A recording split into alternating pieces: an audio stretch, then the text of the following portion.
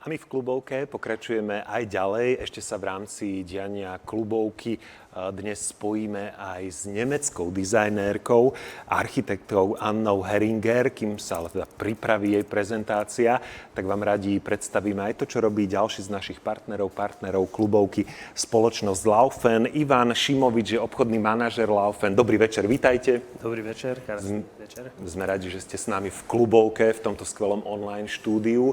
Aký máte deň za sebou a aký máte vzťah ku Klubovke? Tak, deň je úžasný, bolo nádherné počasie, dneska som si ho užil, vlastne až teraz na večer som dobehol akože pracovať. A ku Klubovke my máme veľmi srdečný vzťah a dá sa povedať už dosť historický, myslím, tu na. Nechcem povedať, že sme boli medzi prvými, ale boli sme prví úplne a boli sme úplne pri prvej Klubovke ako spoločnosť Laufen. Ja ale doplním, že Tatiana Kolárova, teda s ktorou som sa už rozprával, zakladateľka Klubovky, prikyvuje, že áno, že ste tak zásadná firma, ktorá pomáhala vlastne budovať túto značku, ktorá už teda takmer 20 rokov existuje. Áno, niekedy sa už zle ráta potom, lebo človek zistí, že už teda má niečo za sebou. Takže áno, sme od prapočiatku úplne pri Klubovke a sme naozaj strašne radi a strašne si to vždy užívame. Aj vďaka vám sa dejú takéto fantastické veci v Klubovke. Sme zvedaví aj na vaše novinky, tak poďme sa teda do firmy Laufen pozrieť.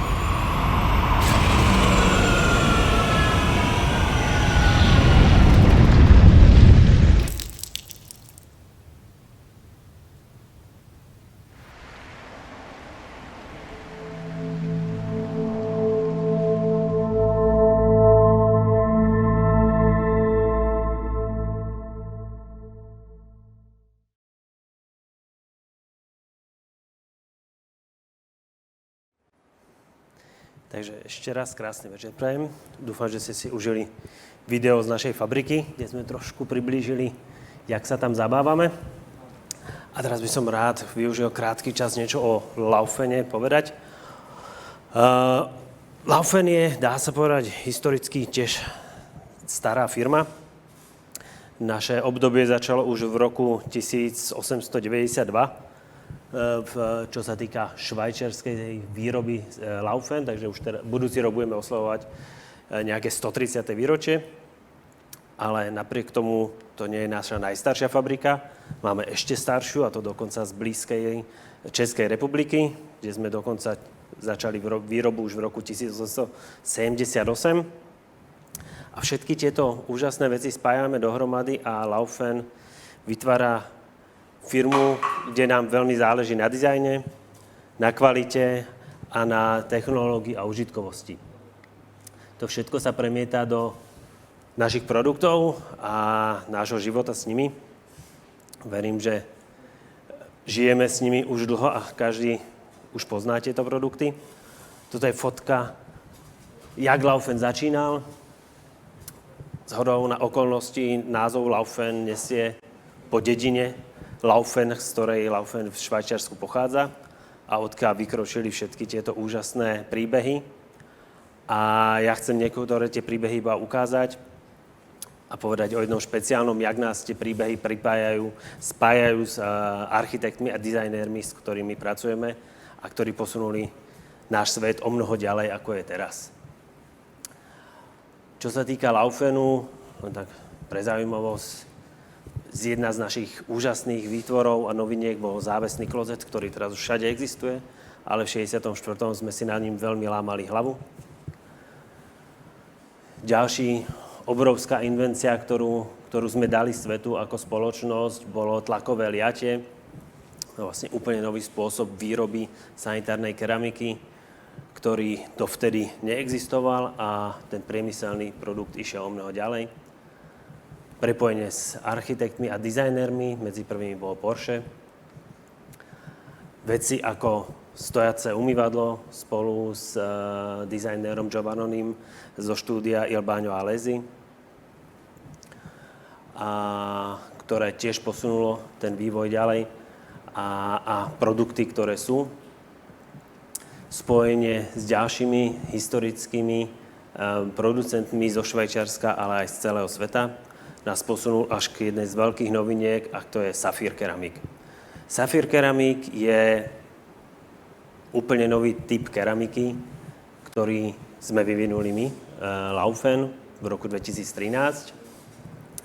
A tento produkt nám otvoril úplne nové dimenzie práce s keramikou, ktorá doteraz nebola možná.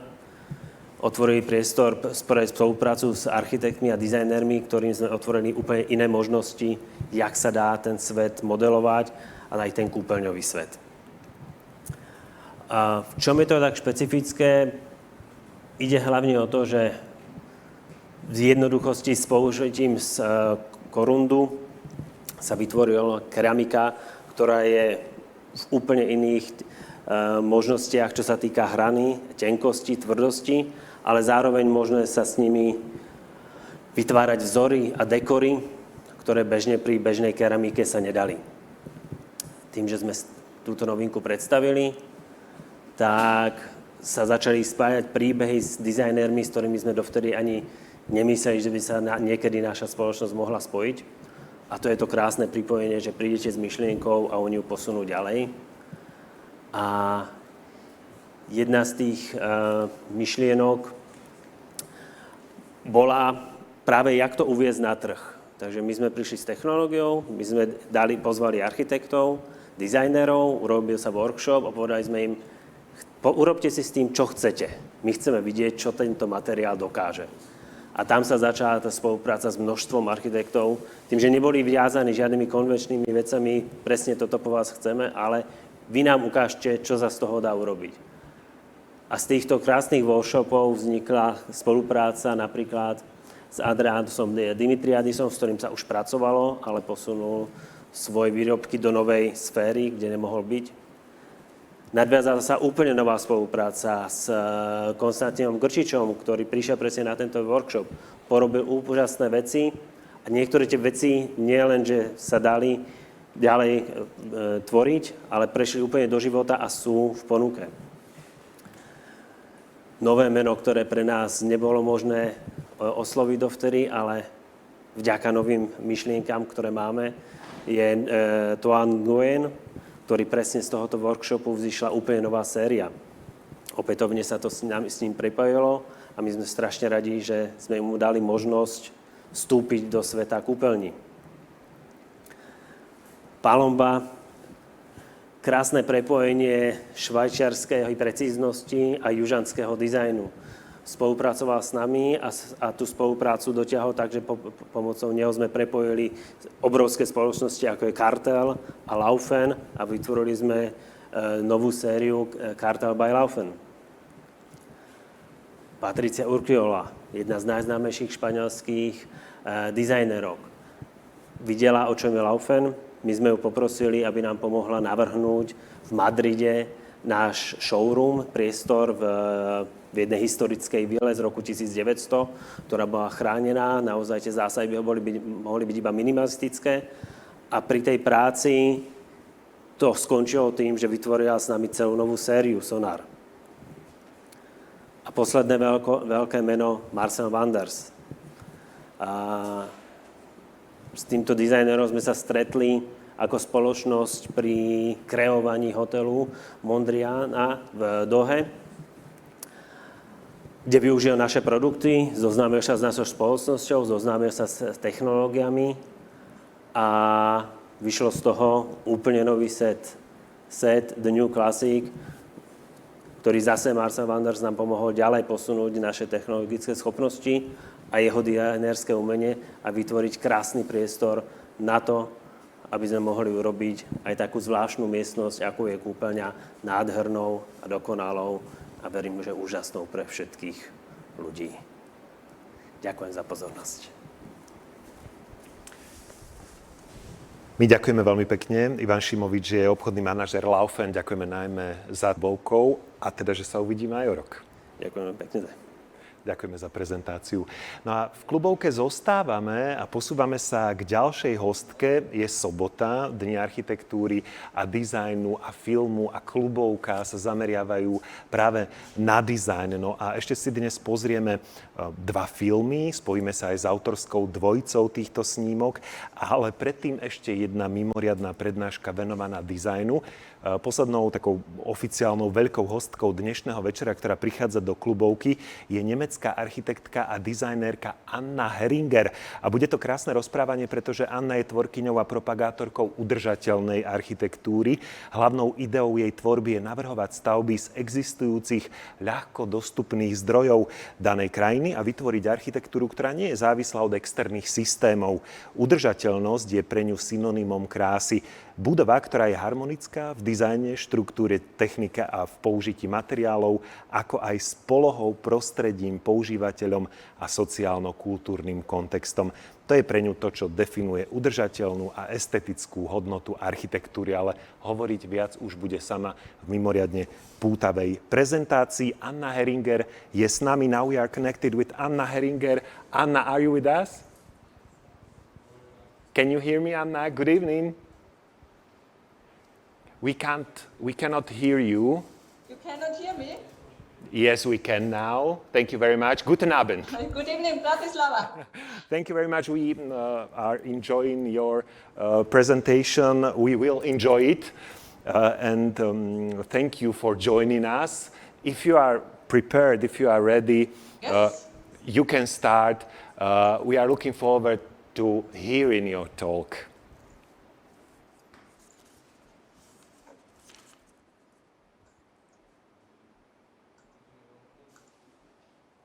Yes, first of all, thank you very much for the invitation. I'm sorry that this is online, but my thoughts are with you now in Bratislava.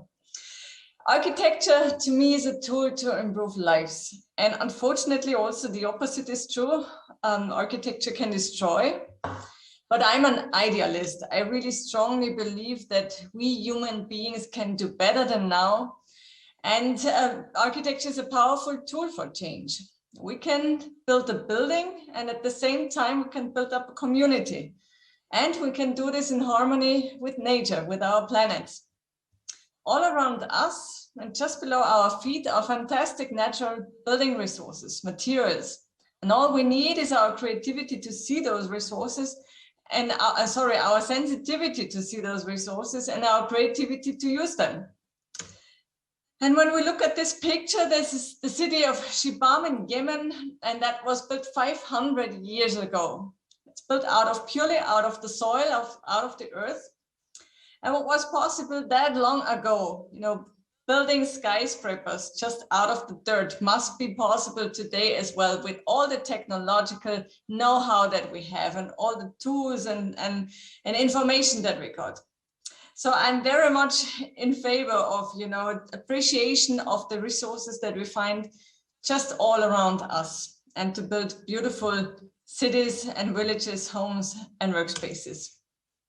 This picture shows a study trip with students from ETH Zurich. It was the end of October and it was really cold. It was in the mountains in Vorarlberg in West Austria, and there was still frost on the floor, on the ground at 3 o'clock in the afternoon. And I surprised the group with the fact that there was no hut or no hostel or any sort of accommodation booked for the night. And it was the challenge, or the task for each future architect to build their own shelter with whatever they could find. And it was obviously not very luxurious. It was really cold also for myself. I also did the same thing. And it was a great learning experience that there are a lot of resources given by nature for free. And I found myself in a similar situation when I was 19 years old. I went to a remote Bangladeshi village called Hudapur with the aim, to understand more about life, more about development work, and how to pursue happiness in a way with simple means. And I had great teachers, the NGO Deepshika, it's a Bangladeshi NGO for rural development.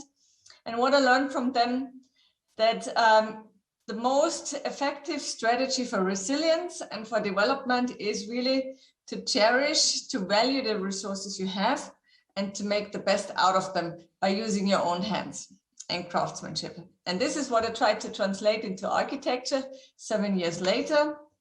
And in terms of materials, I didn't have to look far. They were right under my feet: the mud, the bamboo, and of course, as an energy source, the water buffaloes, cows, and also human energy, people. When we think of alternative energies, we always think of solar, of wind, and so on. But the human energy is also a source of energy, and it's a growing source of energy. And furthermore, if we don't use this energy, we also create a social problem, because everyone wants to be needed and wants to do a meaningful work. So the school looked like this after 6 months of construction. It was my diploma work at the University of Arts in Linz. And for the realization, I had a partner, Eike Roswag, a Berlin-based architect. And what you see, the ground floor is really load-bearing earthen walls with no cement added, only in the foundation. And then a bamboo floor that kind of brings the lightness in. So you have the very protected, intimate atmosphere that even is elevated through this kind of holes that you see in the back wall. You come into the cave area, and I was just trying to remember the spaces that I loved when I was a kid. And I think, when we reduce our human needs and our human notions to the most archaic needs and patterns, we come to, very similar feelings, I think, all around the world. I don't think that a girl from Bavaria feels so much different than a girl in Bangladesh, in fact. So this is kind of this very protected, warmth-like feeling. And it also gives space for kids, to retreat sometimes. Sometimes you're sad, sometimes you can't stand the group.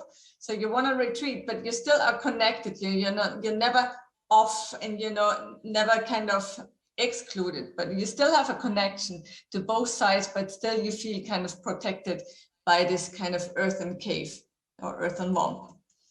And the opposite is kind of a tree house. I think everyone can relate also to this spaces, having the overview, getting the lightness in, and kind of also the rhythmic through the shades and the colors. So this is the top floor classroom, and the children all signed with the names on the doors, and they rightfully did so because they also helped building the school. And of course, this is not possible with every building material, because some materials are toxic. For some materials, you need really sophisticated tools that can harm. But with the mud, you can also really do it just by using your hands. And that makes it such an inclusive material. So in the afternoon, the future students would come and help building their own school.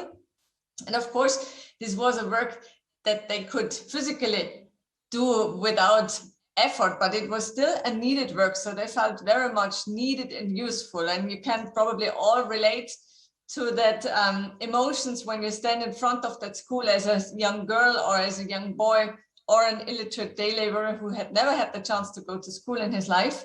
So standing after 6 months of construction in front of that school building and knowing you built this thing with only using your hands, your muscles, and the dirt beneath your feet, that gives just such an enormous boost in confidence in your own potentials, in the group, in the team, in the community, and also in the local materials like bamboo and mud that have a very low image in this more or less all around the world, unfortunately.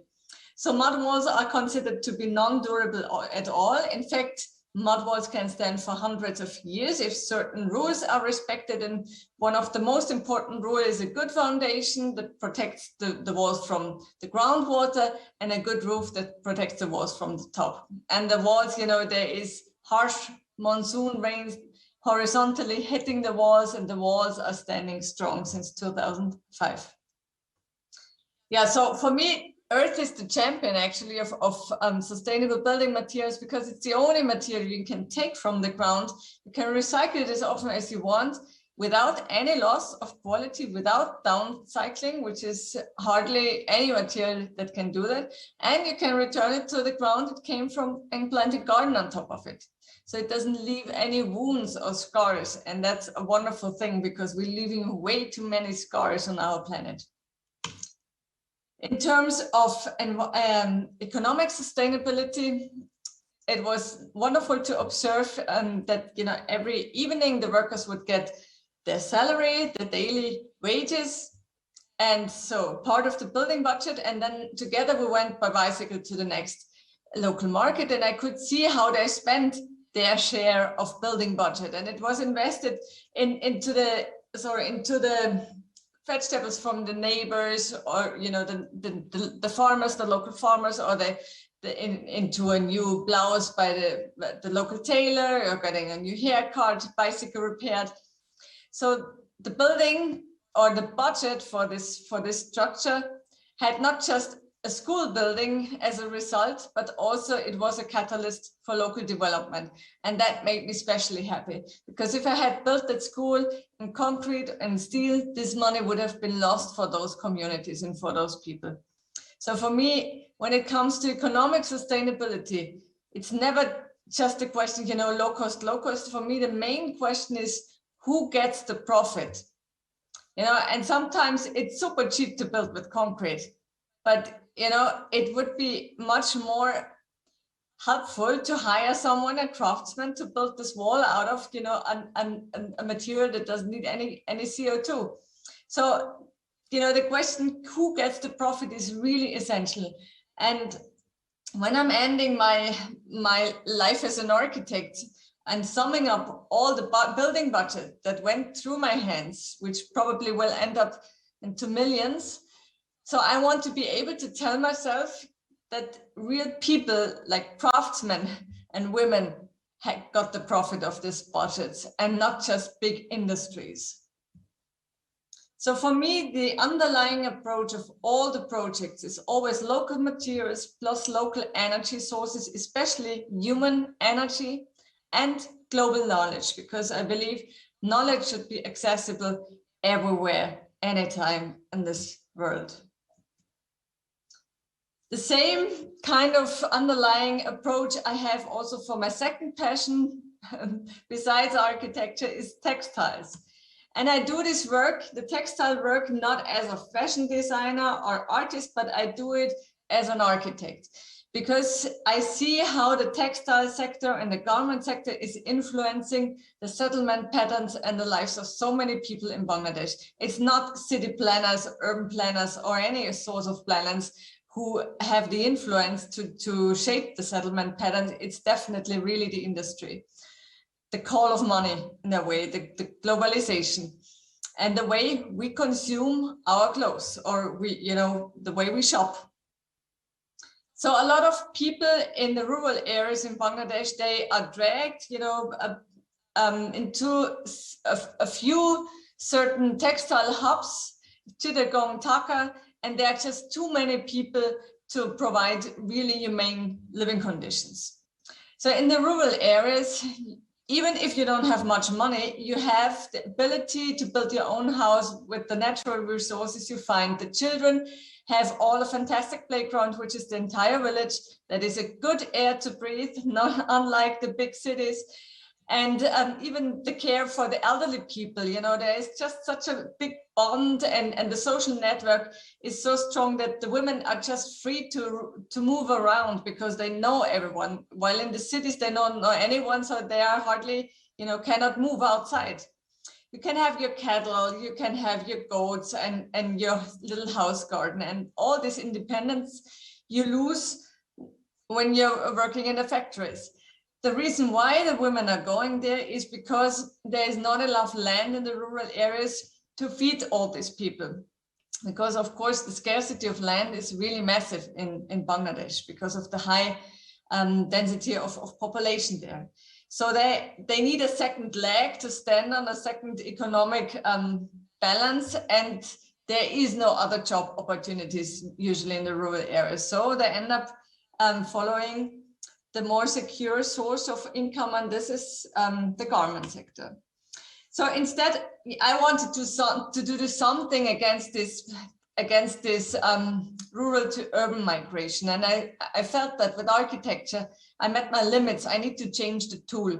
That's why I decided that I have to go into the textiles and design a product that can be produced completely decentralized, not following any fashion season, and can be done by the women even if there's no electricity.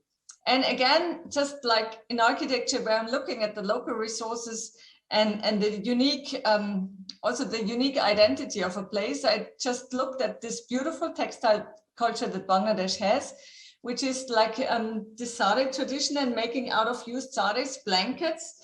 And people sleep on those blankets, and then they unfold the most vibrant surfaces. You know, they're peeling off layer by layer, and the whole family history is kind of embedded in these layers. So when those blankets are close to be completely torn, the families are bringing it to our little workshop where they get into exchanging new saris, and then we're producing textiles for our European market. So now normally the case is that we let our t-shirts and fashion get produced in Bangladesh under difficult situations. And then, you know, in Germany, I don't know the numbers in your country, but in Germany, one person buys 60 pieces of clothes. It's just unbelievable.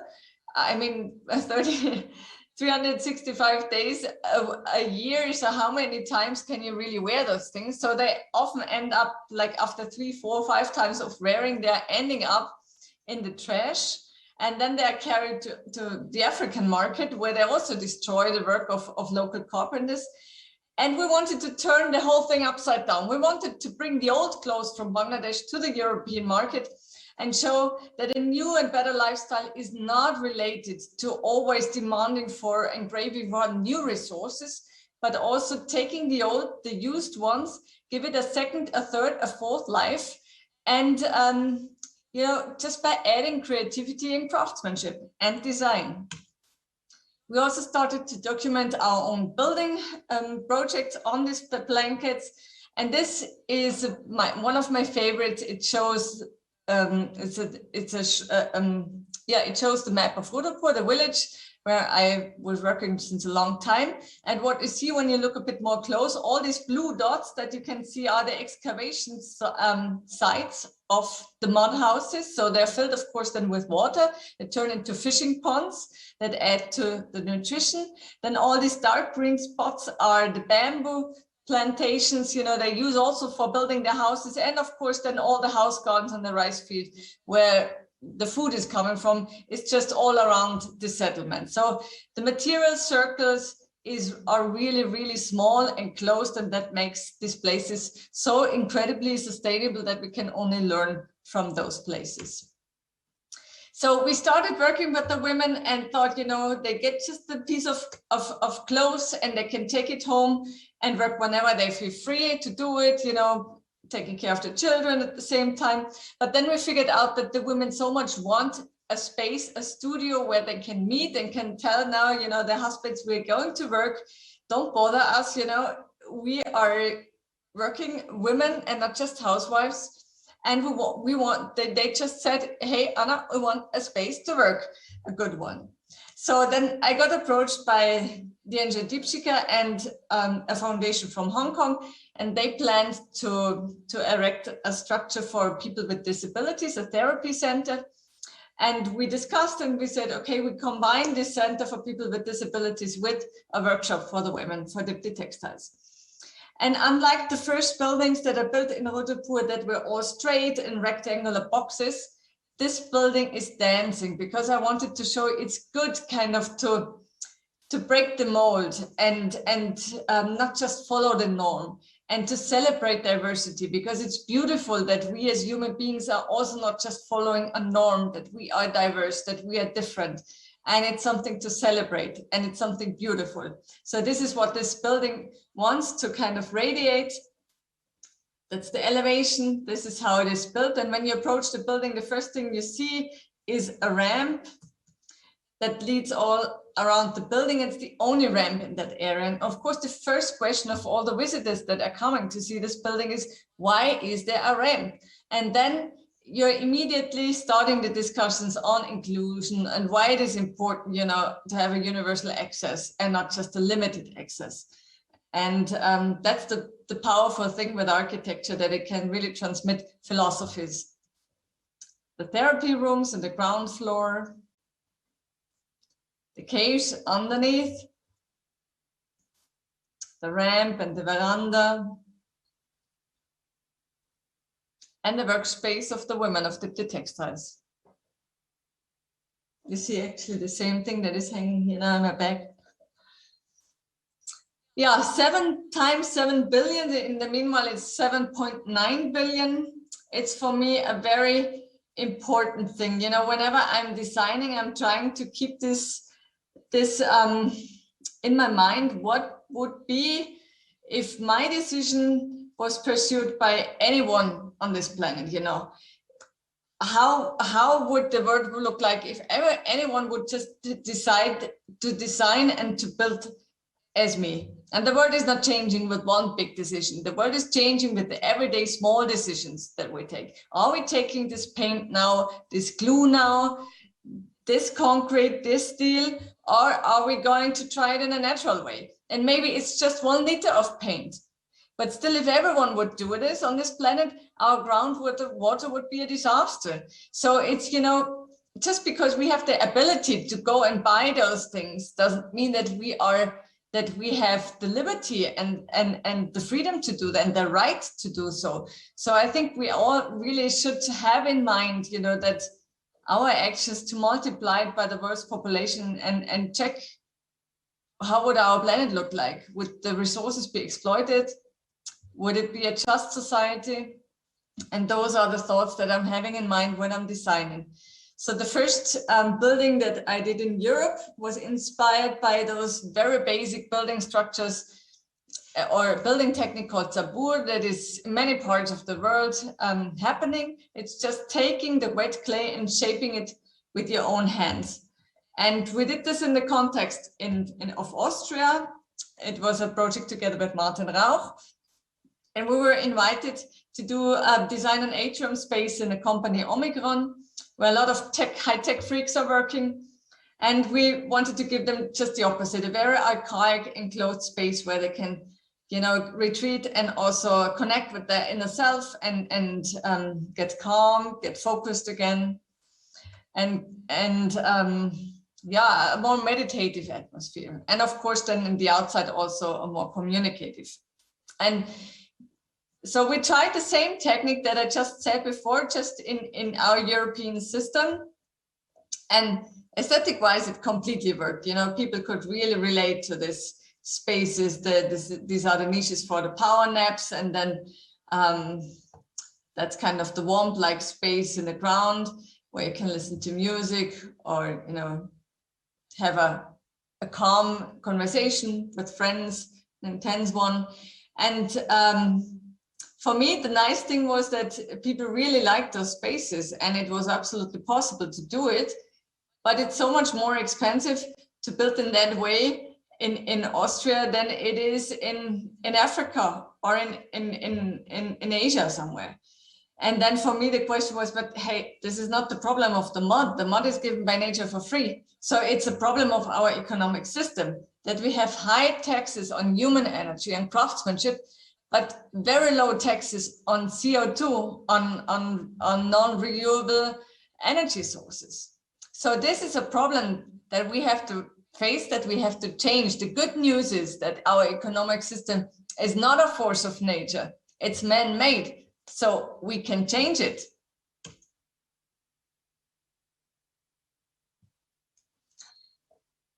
So along with the project in Omicron in Austria, I also was invited to design hostels, youth hostels for a small village called Baoxi in China. And the aim of this project, of this Bamboo Biennale, where they invited 12 international architects, was to show that you can build with an old material still in a contemporary way. And that it's not a matter how old a material is, it's a matter of our creative ability to use it today so that it meets the needs and the aspiration of our current society. So the idea was to use the local bamboo, but also to use the local stones and the local earth. So in the middle is a core out of stones and out of rammed earth, and attached are the sleeping concons of the boys and the girls, so like tents more or less. And in the night they would gloom like Chinese lampshades, and all around a very expressive structure of open bamboo, like baskets in a way, like basket weaving.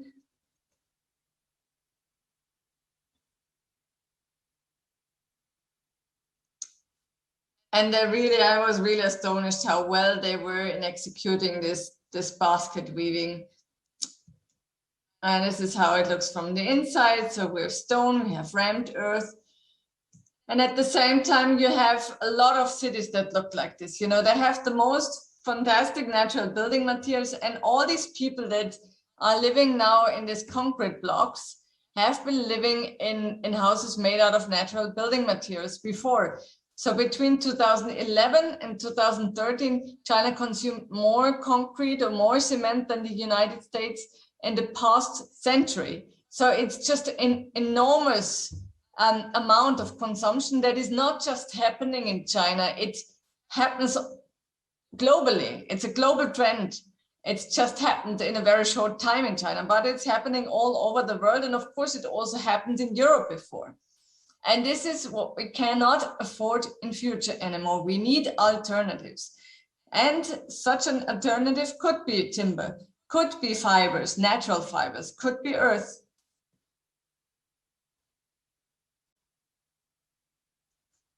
Another project I'm currently working on is the Campus St. Michael in Traunstein in Bavaria. It's a project of the Catholic Church of Dioceses Munich-Freising. And I'm always designing on large clay models. And this is going to be a center for sustainability, where lots of organizations dealing with social or environmental responsibility and sustainability are co-working in a way. And also this is going to be an earthen structure, and attached also a boarding school for in timber structure. So here you see the plans, and it's quite a massive structure. And of course, this is not possible, you know, with just lots of craftsmanship, without completely low tech, without electricity on site as we had it in Bangladesh. You need some more high-tech tools to do this. And there are techniques to use. So for example, prefabrication developed by my colleague Martin Rauch in Austria. So you in the background, you see kind of a big machine that rams a whole long wall out of out of rammed earth. And then this wall is cut into several pieces. And then on the side, it's just the joints are sprayed with water. And then the same material mix, the same earth gets in the joints. And then it looks completely like a monolithic structure again. So this was, for example, this looked like this before. So it's also existing out of different elements. And that's the beautiful thing, because it's non-stabilized. There's no cement added. You can just, make it wet, put the same material in, and it will look as if it was never divided before. And this is a building I designed also together with Martin Rauch. We just won the European Bauhaus Award for that, and we're very grateful for that from the European Commission. And this is a center for healing. It's an Ayurveda health center in Germany, in Rosenheim. And the rooms are relatively small. They're about 15 square meters, and you stay there for about 2 weeks. So it's relatively small.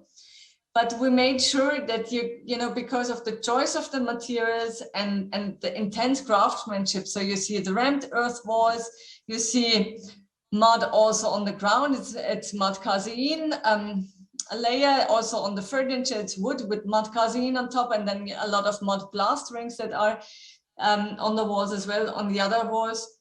So because of the high intensity of craftsmanship and also this really natural, sensitive materials, you don't feel the smallness. And I think that's a very important thing. We always think, we want to have large living spaces. And we always think that the quantity makes the difference, but actually it's the quality that makes the difference. With a good design and good materials that you actually want to touch, where you feel embraced and where you feel well.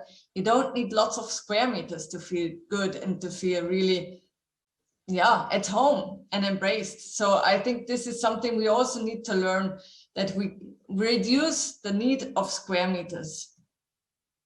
The building is a load-bearing timber structure. It's also very close to or in the midst of alluvial forest. So the facade is made out of woven willows by my cousin Emanuel Heringer.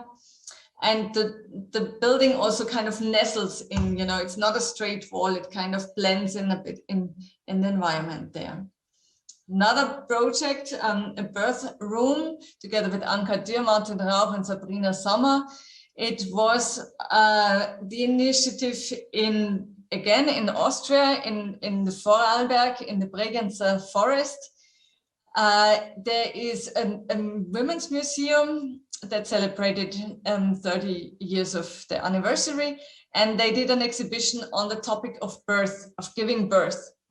And interestingly, that's a topic that every person on this planet is related to and has, of course, it's important for everyone, but still there are no spaces for it. Not really.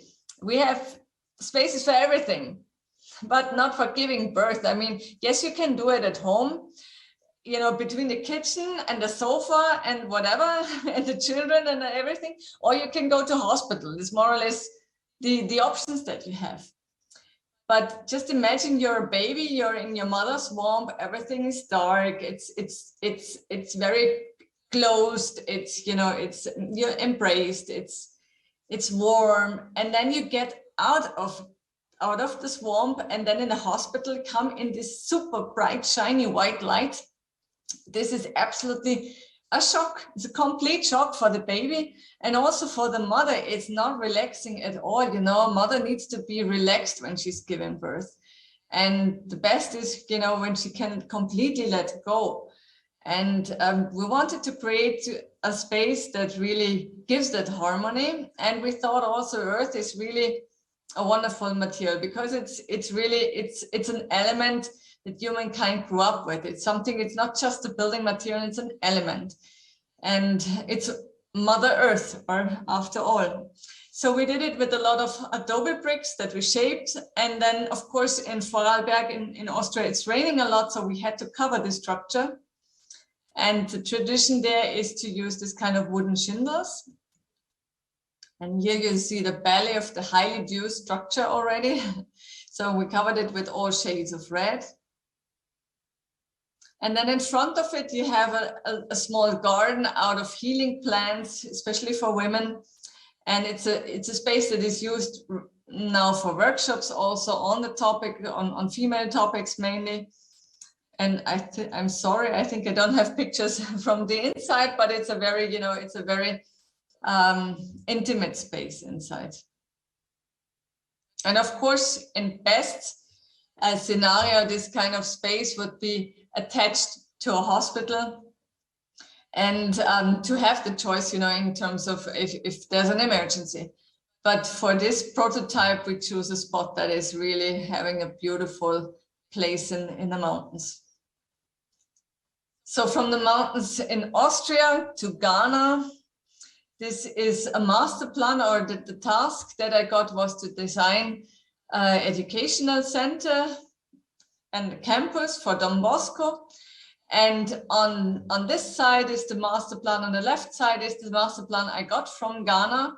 So, and this is kind of how they think an education campus, a school campus should look like. And this is the heritage that we brought from Europe in all these countries. It's implemented so many times, and it's really sad, because when you look at the right side, this is the reality. You have a diversity of materials and shapes and such a rhythmic kind of organism, and this kind of culture is all lost if we are, it's what we just transported in so many decades of missionary times, of colonialism, and this is not the right way, to just, and then along with that kind of grit is also coming the use of materials, because of course they would not have been built in natural and local and vernacular building materials, but of course with cement bricks, with fire bricks and so on. So there's a huge image change, because people were always thinking, when educated and rich people are building with those building materials, they must be much better than what we have. And this is a really a very problematic view. So I literally took this master plan and completely reshaped it, transformed it, and with having the spaces, the traditional vernacular spaces in my mind and the atmosphere, and trying to bring those cultural richness into this plan. So you have the various school buildings, classroom buildings, and then hostels for the students to stay, and also the teacher and the guests to stay, and then of course a lot of land for agriculture. And this is how I'm designing. So from the master plan scale, I go to a 1:50 model, or 1:100, depends on the building. And then it goes to the site where it gets implemented 1:1. This is Katharina Kohlroser. I'm having only women working at the moment in my office, and she's doing a wonderful job on the site.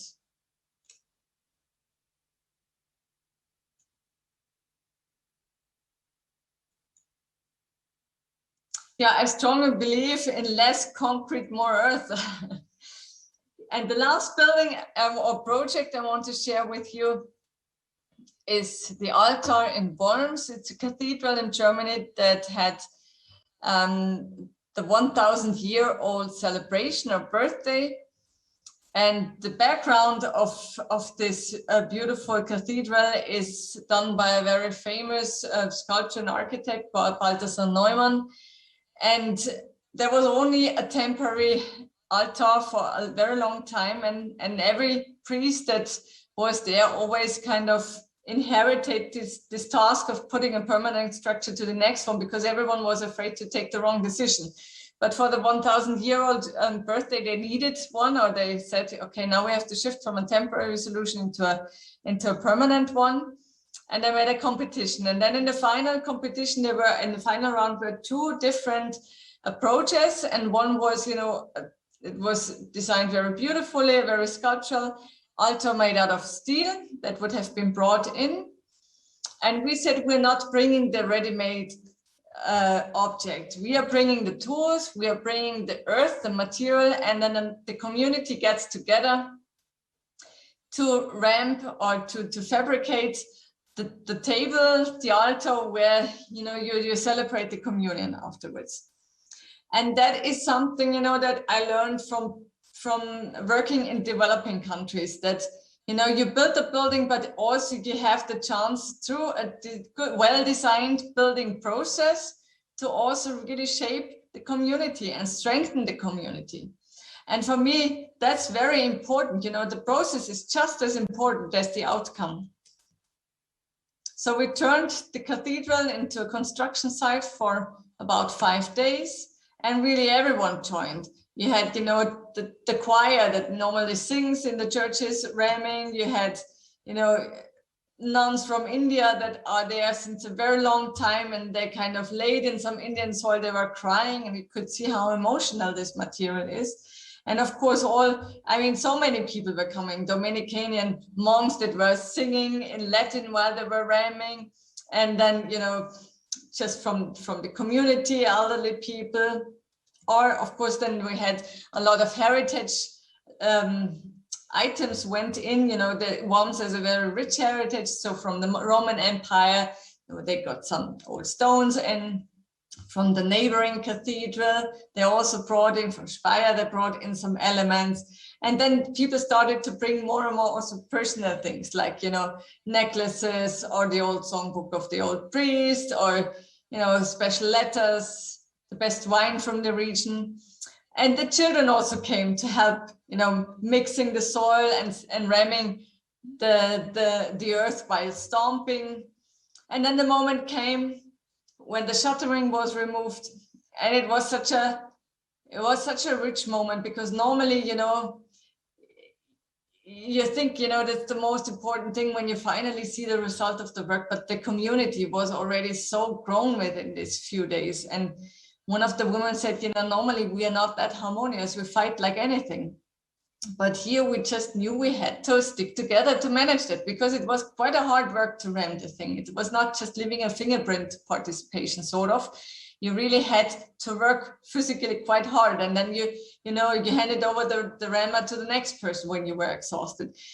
And that's kind of what's missing. We, you know, in former times, communities got together to build a cathedral, a church, a small temple, mosque, whatever, or the house of the mayor, school building, and that needed a joint effort. And we don't have this anymore. And I think this is what we're lacking. And we should really design our building processes as such that really people can actively participate again.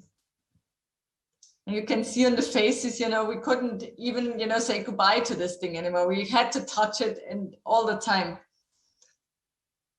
And that's the final result of this altar.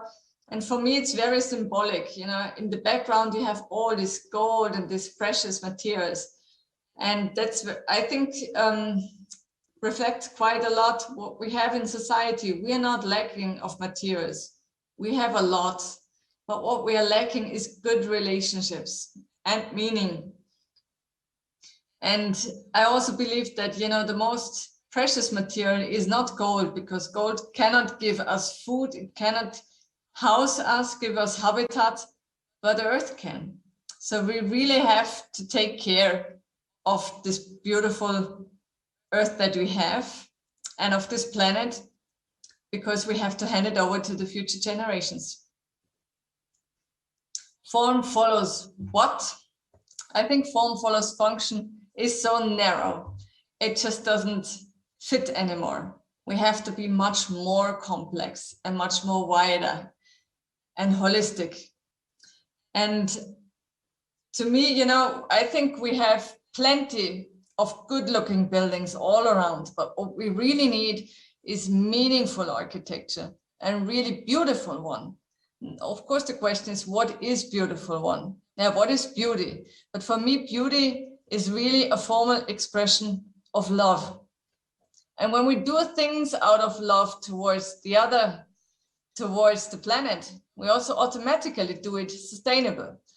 So for me, it would be form follows love. Thank you.